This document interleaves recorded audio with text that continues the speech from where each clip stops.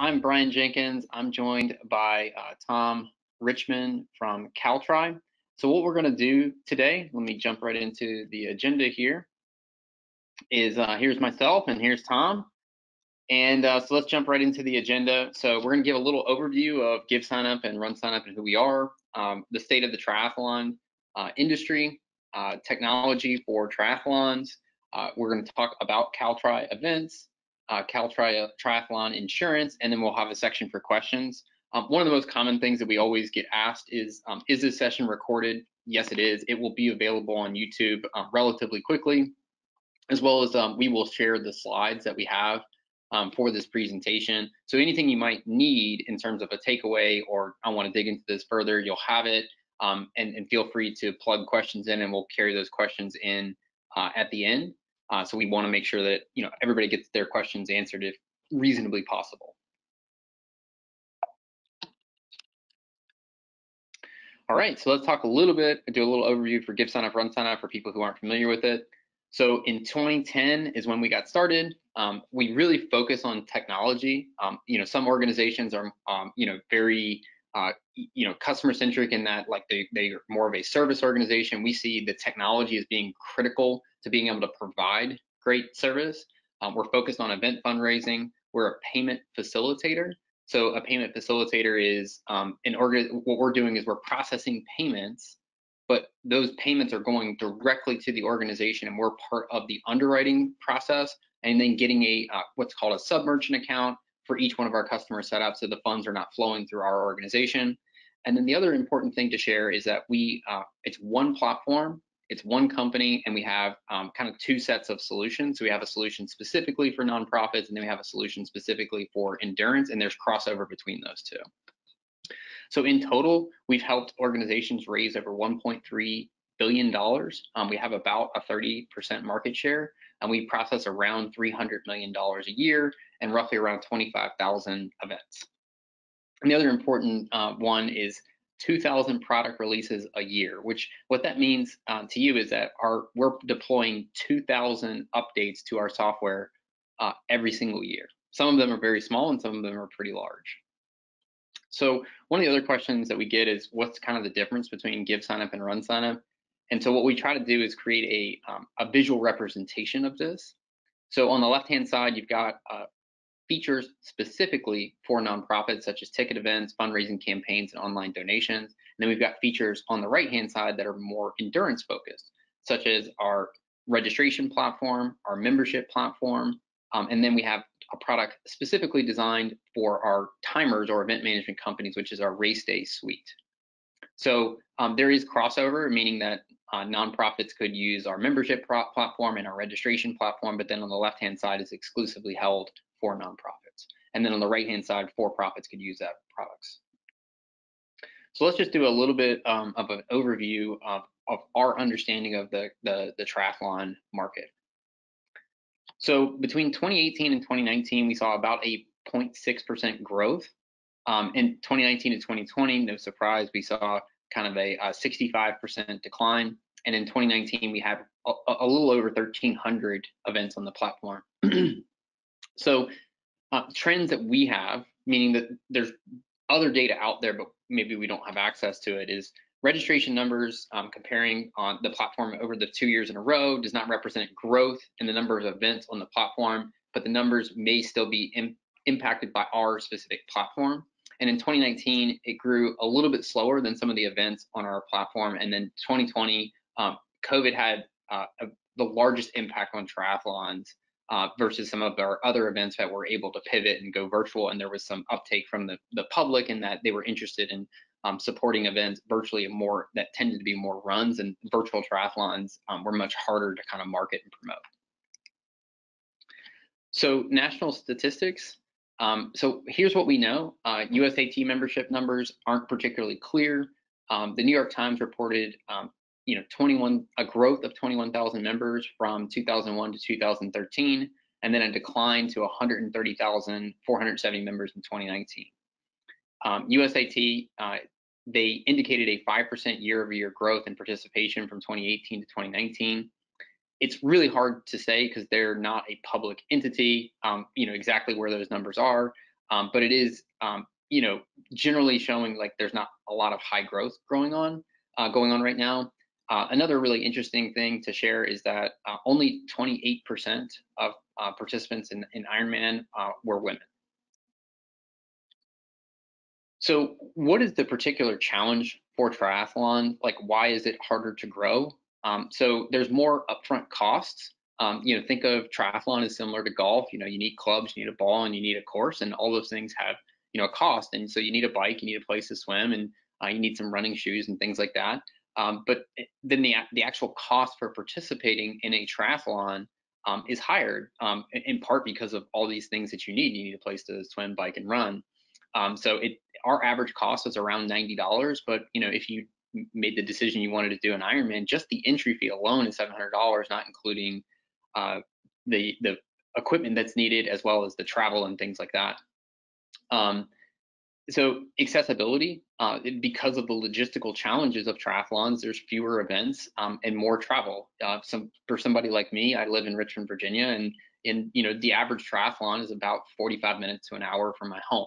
Is that a big deal? No, but that is a barrier, whereas 5K is as close as 2 miles from my house.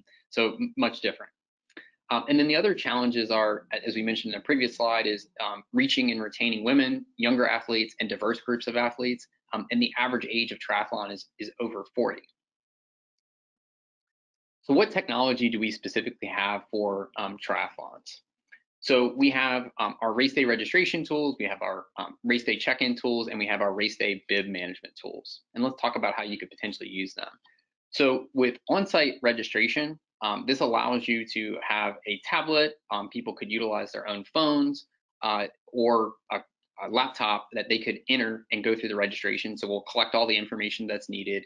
We will calculate any sales tax and their entry fee and process that credit card that goes through our platform. We do have the ability to calculate with cash.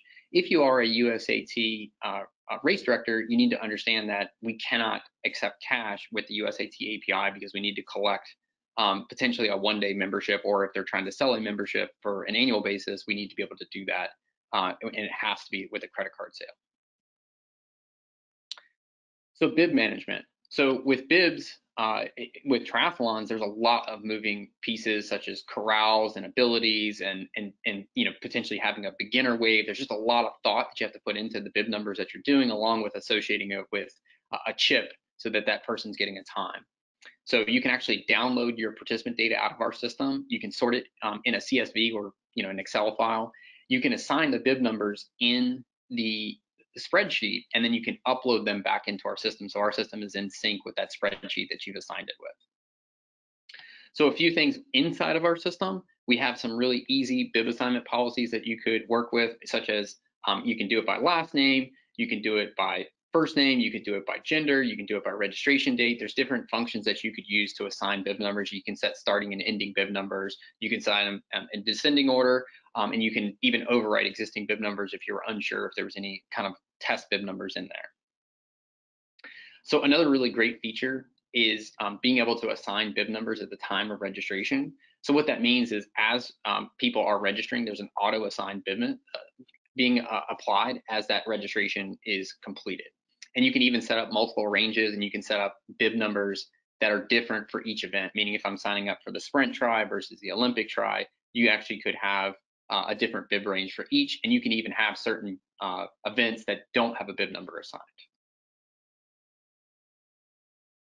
So one of the other things that's becoming more popular is utilizing our check-in app. So we have an iOS or Android app that you can install on your device, and that can be on a phone or a tablet. We also have a web version as well if you prefer to use a laptop. And so as participants actually show up to the event, you can assign bib numbers. This is a relatively new concept, and triathlons, running races have done this for a while. But the beauty of this is being able to have someone register and then grab the next bib and chip on the top and hand that to them, versus kind of going through that whole pre-assignment process. Not every event can do this, but we did want to make sure that people understood that there is this capability inside of the platform to assign bib numbers. And this could specifically solve a solution of, hey, I've pre-assigned everybody who's already registered, but the people who register using our system on race day, we want to use the check-in app to check them in and assign them a bib number. So some of the really interesting things about the check-in app is the ability to set up presets. And so what presets means is what data do you want to show? And because we collect a lot of data, and some of that data may not be relevant on race day, so you can go through and kind of customize what fields you would like to show up in the check-in app. The other thing that you also can do is you can set rules that are different for individual versus relays, because relays may only have one bib number versus 3 bib numbers for individual participants. So some of the benefits is that it's really customizable and quick to set up and easy to test with, meaning like you could download the app, turn on the check-in app, start playing around with it, and getting comfortable with it. It really isn't as hard as it may seem. It's harder to actually explain than it is to do.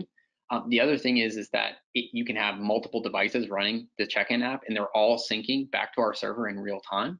And that the caveat on that is that you do need to have a cell signal to be able to do that.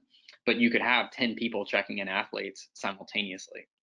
What we have found is that if you help a volunteer download the app, plug in the password for the check-in device, you're up and running, and you just kind of show them how to do it. You spend 5 minutes with them, and they're ready to go. This also allows you to do reporting. So some of the neat reporting is actually seeing how many people you've checked in, as well as like what time they checked in. So it helps you understand roughly when do you really have that big push of athletes showing up. And then the last thing is that our check-in app talks in real time to the RunSignup system, as well as race day scoring. So that allows you to be able to either make changes or do transfers inside of the app and be collaborating with your timing and event management company. So now I'm going to hand this over to Thom. So Thom, let me go ahead and make you the presenter. So thank you guys so much, Bryan. That was really a good introduction to some of the new features you have for triathlon. One of the first things that I wanted to cover today was the new liability insurance product that we have from California Triathlon. This product wasn't available to other race directors until March. So it's really new, and we've had a really nice uptick in the usage. And so I wanted to kind of cover that a little bit, how that works.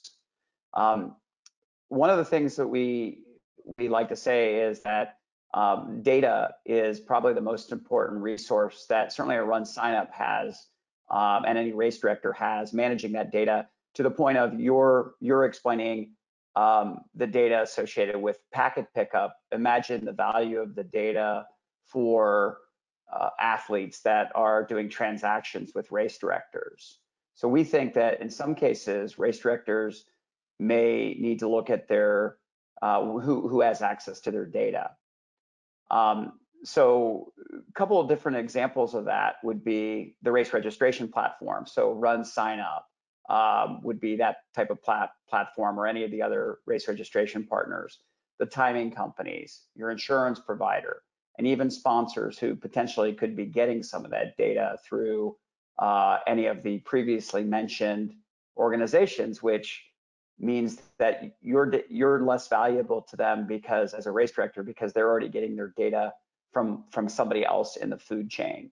So the focal point of this is as an insurance provider. So one of the things that we brought forward in March was to have general liability insurance to keep the data safe and at a fraction of the market cost. And we'll go and start sharing some of that information in the next slide. The product that we have works in 50 states, meets or exceeds all requirements in 50 states. It can be set up a couple of different ways. One is the fee for insuring a triathlete is actually $2.50. It's been long held that it was much more than that, but in order to get the insurance requirements out of 50 states, it's actually cost about $2.50. But a couple of different ways is to add it as a surcharge, to bury it in the cost of say a running race, similar to a running race where athletes aren't really worried about the cost of insurance. Or third is to make it a profit center and participate in a revenue stream, which is a refreshing choice for race directors who are hard pressed to make margins. So I kind of cover those three. And again, for our race series, we actually use RunSignup. We go into pricing, extra fees, we associate that. And on the front page of every page, there's the $2.50 charge. We just do a pass through. The coverage process is actually pretty simple. We have a risk management plan, which we created with the help of other race directors. There's an affiliation agreement, which makes the lawyers happy, that covers our organization from a risk and liability point of view, and then a waiver of liability and indemnification, which has been constructed and even includes things like COVID. We have some really good folks that we've worked with who are attorneys and insurance experts that have helped us create a pretty good waiver, and we provide that. So the three phases are: there's an insurance request. It's a 5-minute process. It includes an estimate of the number of participants. And then we start going through and processing the insurance. Assuming the onboarding documents are done, we process the insurance, which again meets or exceeds all the requirements in almost all requirements in 50 states. And then after the race, there's a post-race payment based on the number of participants. So that doesn't include folks that registered but didn't participate, which is refreshing and an opportunity for a race director to have an initial revenue stream. So a couple quick notes about, we started rolling it out in March and April, and here were some notes from different race directors around the country. Easy process, affordable, seamless, streamlined. This is the type of feedback we're getting. So we're happy that it's been well received.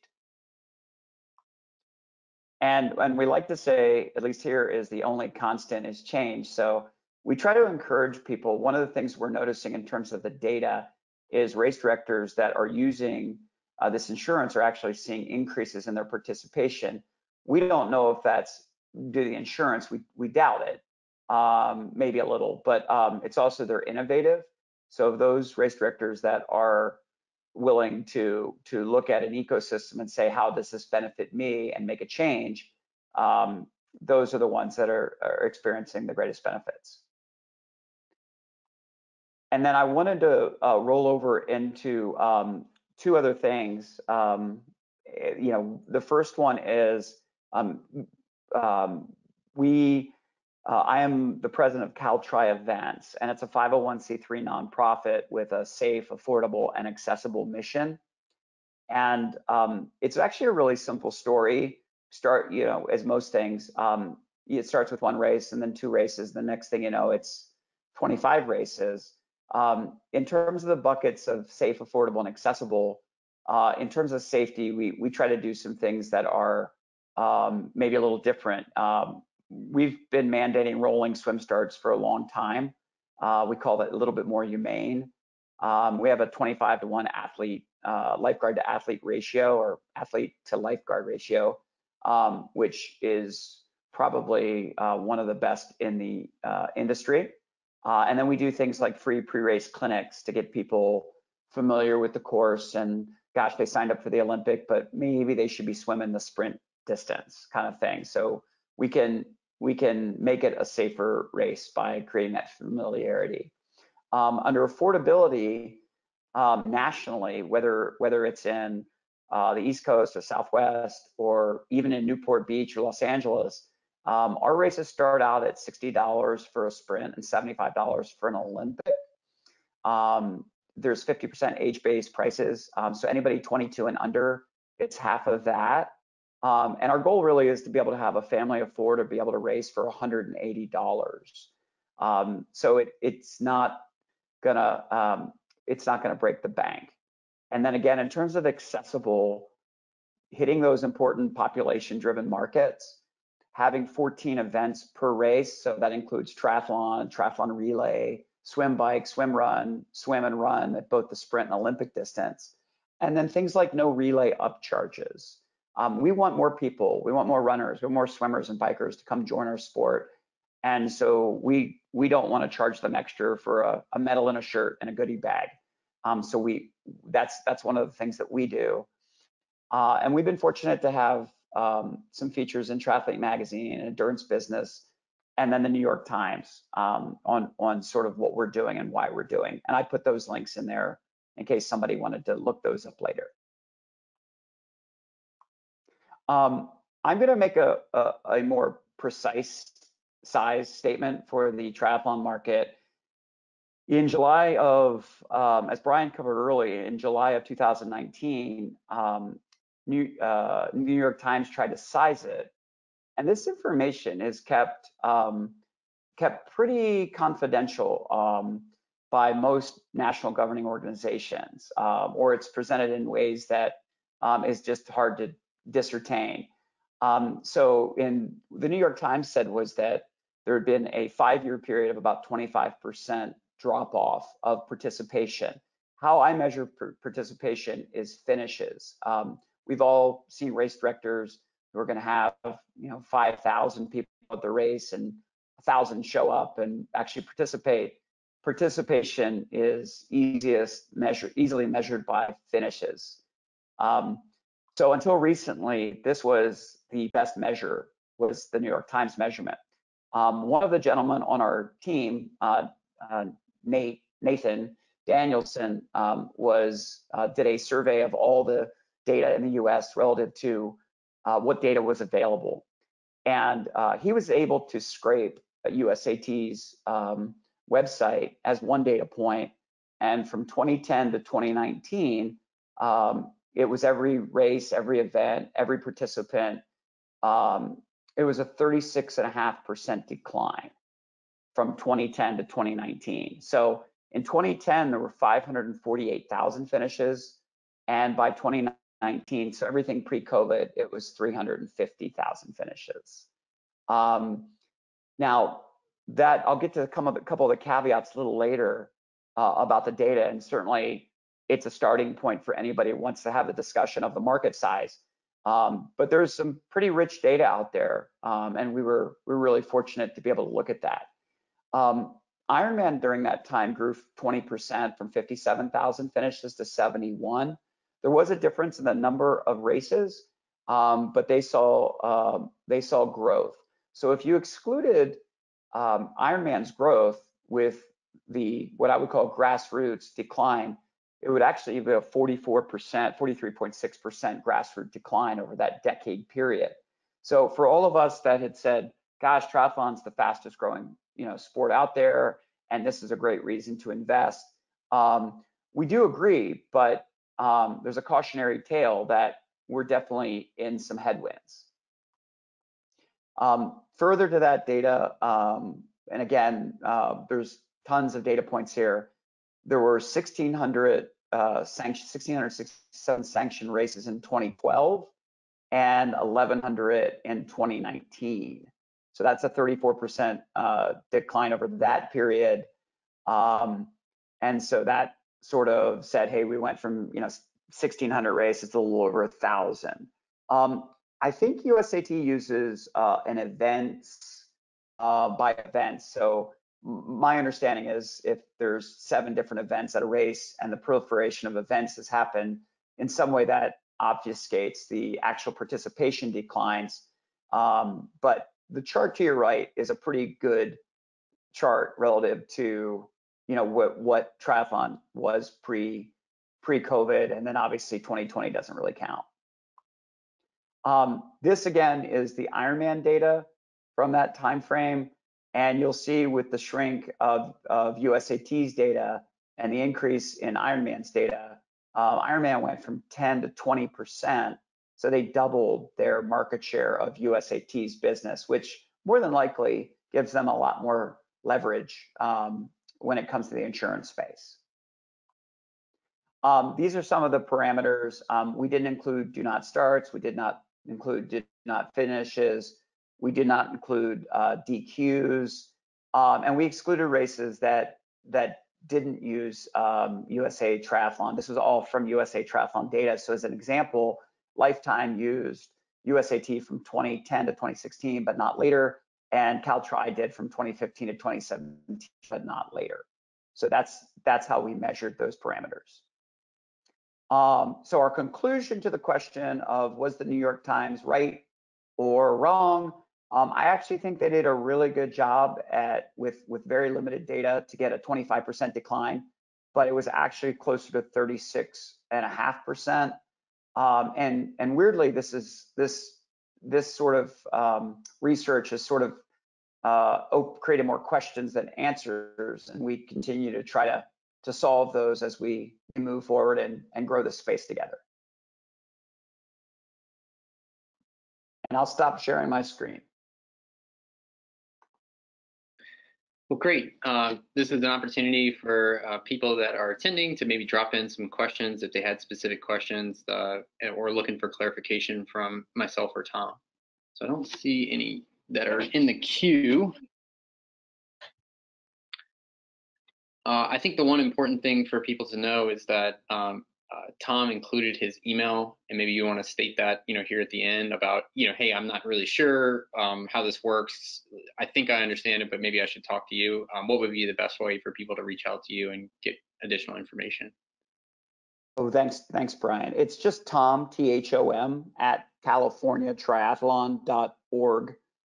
We are a 501c3 nonprofit, so it's .org. Sometimes we get the .com sent to us. Sure. Well, wonderful. I'm not seeing any questions coming in. So either we did a good job or a bad job, one or the other. And we will be able to clean up the little dead area in there in the middle in the edit. So we'll get that cleaned up. Well, great. Well, I want to thank everyone for attending, and Thom for joining us and sharing a little bit of a different perspective on, triathlon and hey, how could I maybe approach this a little bit differently? Thanks again, Bryan. Thanks, Joanna. Thank you.